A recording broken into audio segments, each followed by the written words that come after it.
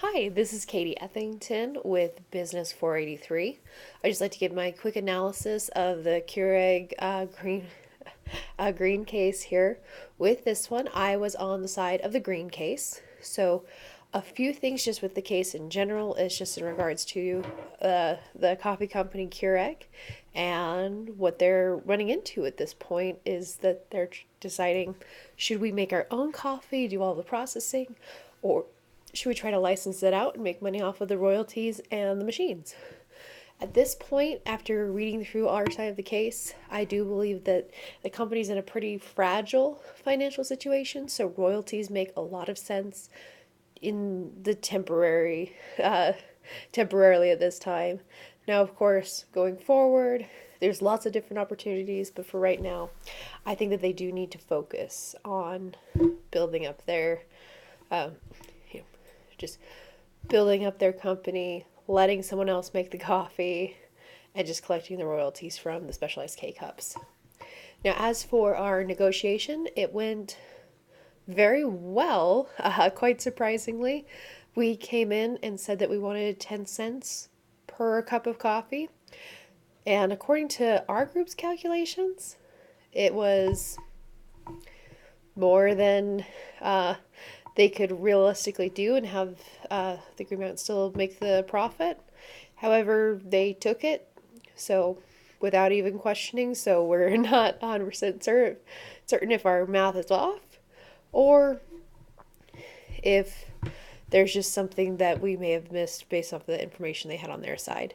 Now, as for the tone of the negotiations, I believe that it was very smooth, very civil. No one was fighting or anything. We said, kind of made it very clear. Keurig wants to focus on being a tech company more than a coffee manufacturer at this time. So hence why this partnership would be a good part of this one. Now,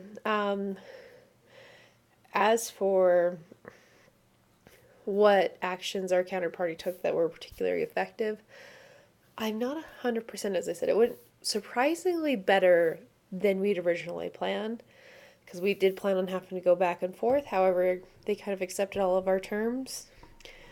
So perhaps we should have been a little bit more aggressive, but we just kind of came in saying, this is probably a higher number. We were willing to negotiate down. The only thing that we wouldn't negotiate on is giving equity in the company. Just there wasn't a lot of equity to go around at this point. So as for this one, I would say that this partnership is very vital to Keurig at this time, just because they just don't have the money to keep their heads above water, and they don't have a great track record right now because their company's been postponed and postponed, and leadership has changed, and they still haven't officially launched. So definitely getting someone else in there to get the coffee part going is going to be a big deal. Now, with this one, I would say that we probably got a better end of the deal since we ended up settling on the 10 cents and only exclusivity for 3 years, which I believe that we probably could have fought for, but we thought it was, when they agreed to it, that's great.